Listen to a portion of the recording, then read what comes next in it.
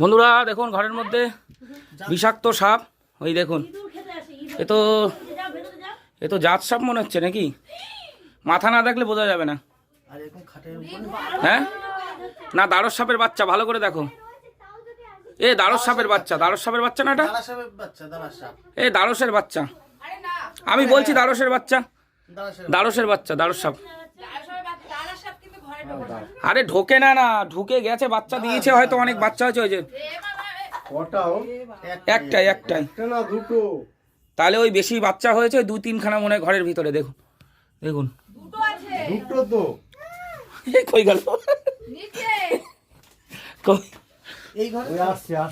এই দেখুন, এই দেখুন, আরে সামনে দিয়ে না দেখলে বোঝা যাবে না। এই দেখুন, কই দেখি, এই